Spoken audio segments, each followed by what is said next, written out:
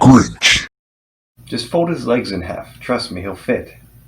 Oh, hello, friends, horror fans, lovers of the occult, and welcome back to Grynch After Midnight. It's been a little while, hasn't it? But here we are with another 10 little ones guaranteed to find their way under your skin, to keep you up at night, or possibly tuck you in. So without further ado, let's get into it, shall we? Coffins. Coffins used to be built with holes in them, attached to 6 feet of copper tubing and a bell. See, the tubing would allow for airflow to reach victims who were buried under the mistaken impression that they were dead. In a certain small town, Harold, the local gravedigger, upon hearing a bell one night, went to see if it was children pretending to be spirits. Sometimes it was also the wind. This time, it was neither. A voice from below begged and pleaded to be unburied. "Are you Sarah O'Bannon?" Harold asked. "Yes," the muffled voice asserted. "You were born September 17th, 1827. "Yes," again, the voice pleaded. "The gravestone here says you died on February 20th, 1857. "No, I'm alive. It was a mistake. Dig me up. Set me free." "Sorry about this, ma'am," Harold said, as he stepped on the bell to silence it, and plugged up the copper tube with dirt. "But this is August. Whatever you are down there, you sure as hell ain't alive no more, and you ain't coming up." The Time Paradox. A baby girl is mysteriously dropped off in an orphanage in Cleveland in 1945. Jane grows up lonely and dejected, not knowing who her parents are, until one day in 1963, she is strangely attracted to a drifter. She falls in love with him, but just when things are looking up for Jane, a series of disasters strikes. First, she becomes pregnant by the drifter, who then disappears. Second, during a very complicated delivery, doctors discover that Jane has both sets of sex organs, and to save her life, they must surgically convert her to a him. Finally, a mysterious stranger kidnaps her baby from the delivery room. Reeling from these disasters, rejected from society, scorned by fate, he becomes a drunkard and a drifter. Not only has Jane lost her parents and her lover, but he has lost his only child as well. Years later, in 1970, he stumbles into a lonely bar called Pop's Place. He spills out his pathetic story to an elderly bartender. The sympathetic bartender offers the drifter the chance to avenge the stranger who left her pregnant and abandoned, on the condition that he join the Time Traveler Corps.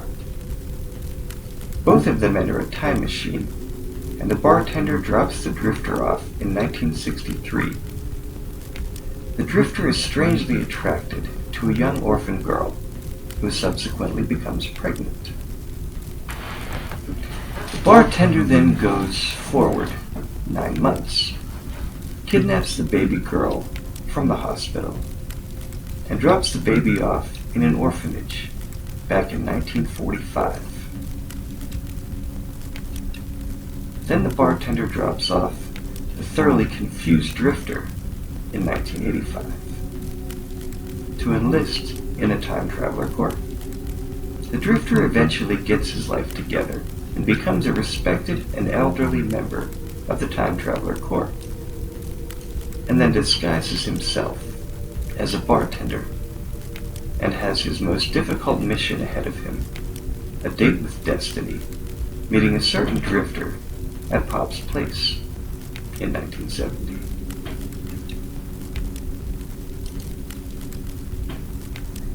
He rubs my back, kisses my forehead, and whispers, "Don't worry, I'll always be there for you." He does this every night on the anniversary of his death.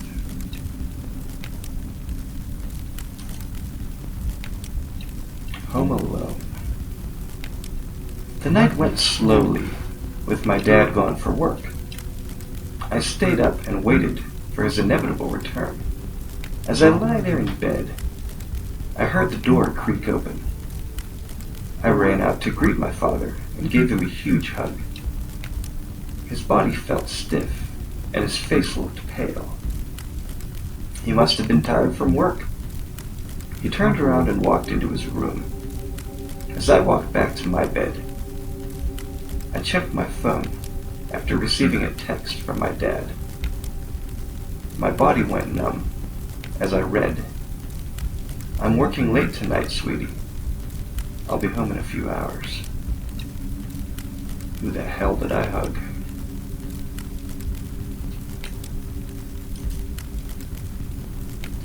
Most people agree that dying while being asleep is the best way to die. Peaceful.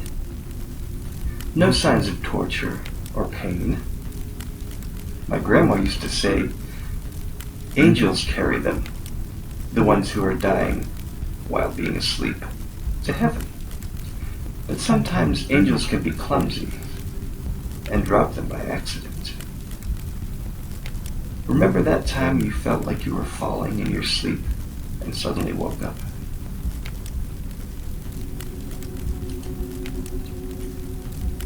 In the mirror. Imagine you go into your room and see yourself in the mirror, and your reflection is just standing there, and suddenly starts pounding its fist from inside the mirror. You get scared, naturally, and your heart starts beating like hell. You fall back next to your bed, on the floor. It continues pounding its fist and starts yelling something. You can't hear it, so you can only rely on looking at the movement of its lips. It repeats it. It repeats it. Until you realize what it's trying to say. Turn around. It's under the bed.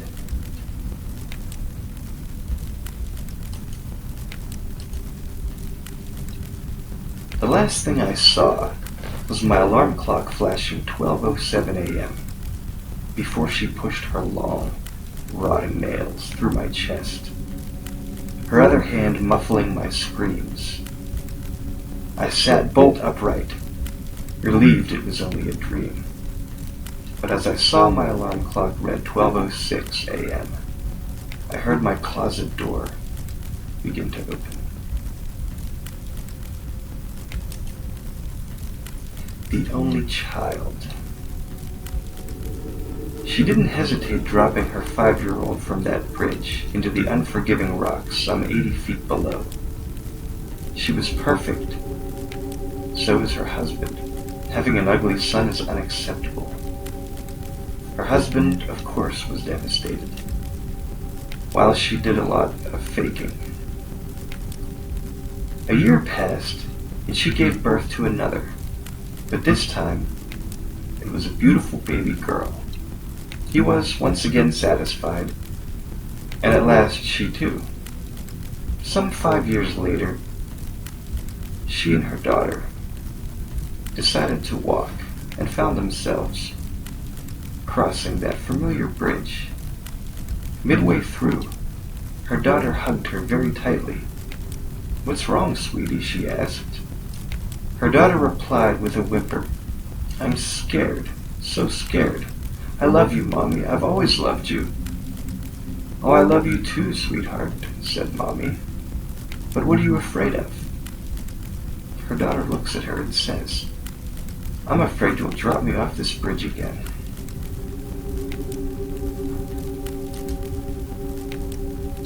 Falling. You've all felt it.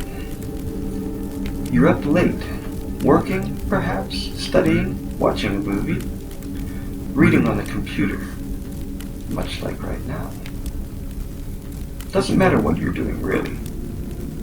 It's the feeling you get. You're tired. Your eyes burn and have that gritty feeling you get after not sleeping for a while. Okay, you can't go crawl into bed right now, but just close your eyes for a couple of minutes.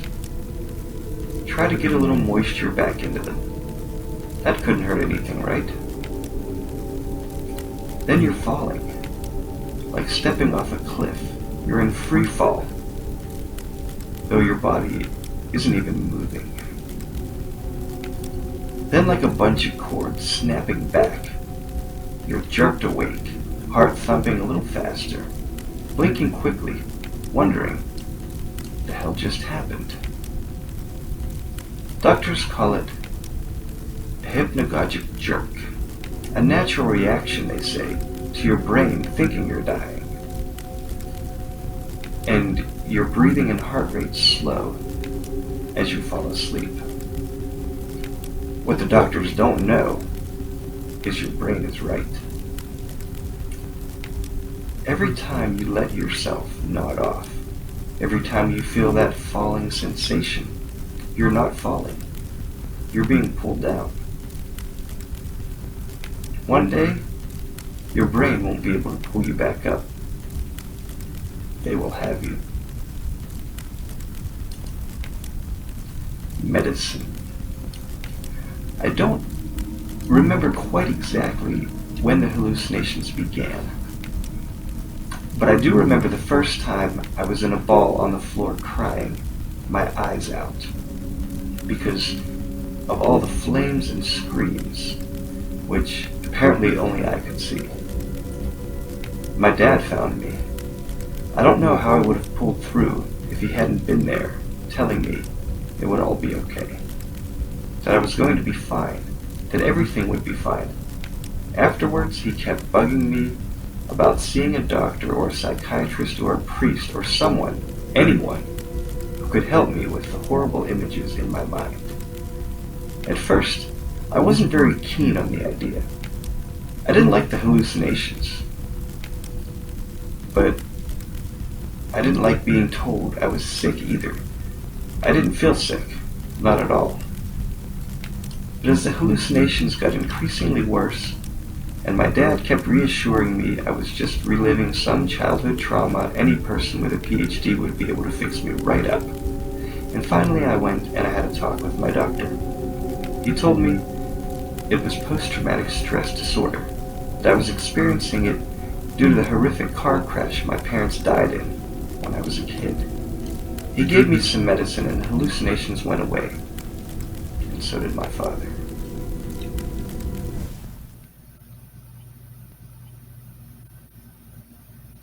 This has been Grynch After Midnight. I hope you're able to sleep tonight. I'm not sure I'll be able to.